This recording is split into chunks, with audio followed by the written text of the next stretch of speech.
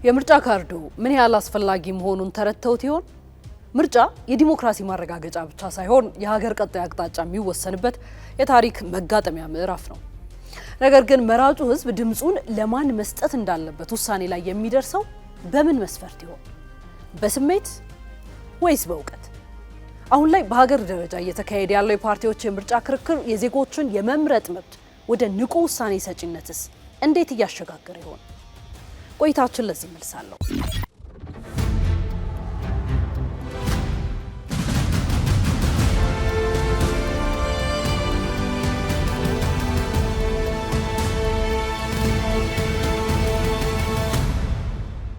በምርጫ ሂደት ውስጥ ፓርቲዎች ቢመረጡ ሊያመጡ የሚችሉትን ለውጥ መዘርዘርና መሞገት እንደ ዋነኛ የመወዳደሪያ መስፈርት ይታያል።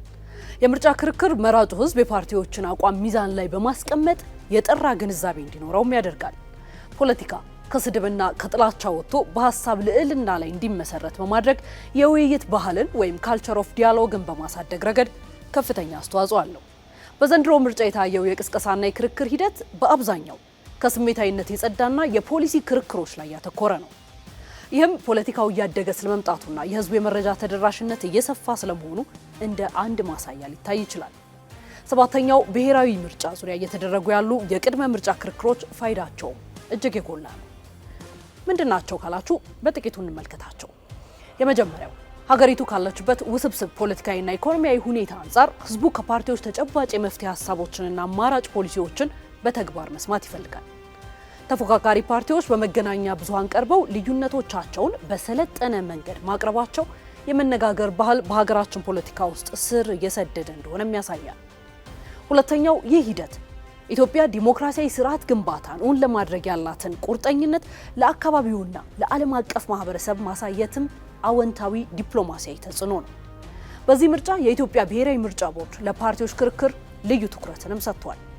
ቦርዱ ክርክሮቹ በገለልተኛ አካላት እንዲዘጋጁና የጨዋታ ህጉን የጠበቁ እንዲሆኑ ማድረጉ የሂደቱን ተአማኒነት አጎልብቶታል። በሌላ በኩል መገናኛ ብዙሃን እነዚህን ክርክሮች የመሩበት መንገድ ከቀድሞዎቹ ምርጫዎች አንጻር ሲታይ ለሁሉም ተወዳዳሪዎች እኩል የአየር ሰዓት ከመስጠት ሚዛናዊነትን ከመጠበቅና አወያዮች ፓርቲዎችን በሀሳብ እንዲሞግቱ በማድረግ አኳያ የተሻለ አፈጻጸም እየታየበት ነው። በዚህ ሁሉ ሂደት ውስጥ የሲቪል ማህበራት ሚና በቀላሉ የሚታይ አይደለም። የሲቪክ ተቋማት ህዝቡን በማስተማርና ሂደቱ ፍትሐዊ እንዲሆን በማድረግም ትልቅ ኃላፊነት እየተወጡ ይገኛሉ።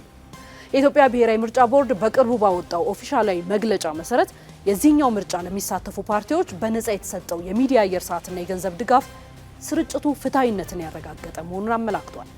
የክርክር አጀንዳዎችም የህዝቡን የዕለት ተዕለት ኑሮ ማለትም የኢኮኖሚውን፣ የሰላሙን፣ የውጭ ግንኙነት ፖሊሲዎችን መሰረት ያደረጉ ናቸው። በገለልተኛ ተቋማትና በመገናኛ ብዙሃን በኩል የወጡ ሪፖርቶች እንዳመላከቱት የዘንድሮውን የፓርቲዎች የፖሊሲ ክርክር የሚከታተለው የህዝብ ብዛትም ከቀደሙት ዓመታት ብልጫ አሳይቷል። ይህም መራጩ ማህበረሰብ መረጃን መሰረት ላደረገ ውሳኔ ያለው ዝግጁነትን በግልጽ የሚያሳይ ነው። ከዚህ ሰባተኛው ብሔራዊ ምርጫ ቅስቀሳ ያገኘናቸው ትምህርቶች ሰፊና ባለብዙ ገጽታ ናቸው።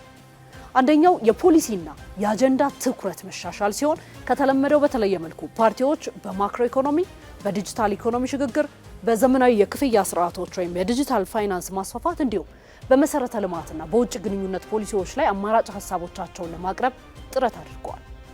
ይህ የሚያመላክተው ፖለቲካችን ከማንነትና ከስሜት ትርክት ይልቅ የዜጎችን የዕለት ተዕለት ኑሮ ወደሚነኩ ተጨባጭ ጉዳዮች እያደገ መምጣቱን ነው። ሌላው የዲጂታል ሚዲያና የቴክኖሎጂ አጠቃቀም እድገትም ነው።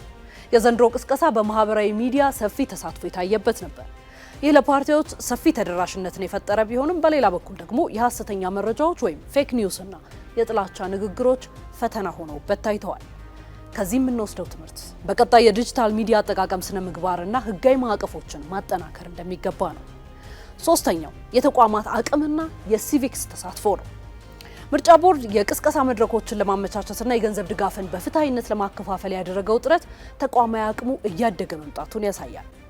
ሆኖም አንዳንድ የፖለቲካ ፓርቲዎች የተሰጣቸውን የአየር ሰዓትን መድረክ በተገቢው መንገድ መጠቀም ላይ ውስንነት ታይቶባቸዋል። ከዚህ በተጨማሪ የሲቪል ማህበራት በቅስቀሳ ወቅት ህዝብን በማስተማር የነበራቸው ሚና መጠናከር እንዳለበትም ጠቋሚ ነው። በቀጣይ ሳላላችሁም በቀጣይ ምን መሆን ይኖርበት ይሆን? የተጀመረው የፖሊሲ ክርክርና የውይይት ባህል ከምርጫ በኋላም የፖለቲካችን መገለጫ ሆኖ ሊቀጥል ይገባል። መራጩ ህዝብ የቀረቡለትን የፖሊሲ አማራጮች አበክሮ በመመርመር በካርድ ድምፁ ትክክለኛውን ውሳኔ ማሳለፍም ይጠበቅበታል። የፖለቲካ ፓርቲዎችም ያቀረቧቸውን ሀሳቦች ተግባራዊ ለማድረግ መዘጋጀት ሲገባቸው፣ ከሁሉም በላይ ደግሞ የምርጫውን ውጤት በጸጋ በመቀበል ለሰላምና ለዲሞክራሲ ስርዓት ግንባታ ቀጣይነት በአንድነት ሊቆሙ ይገባል።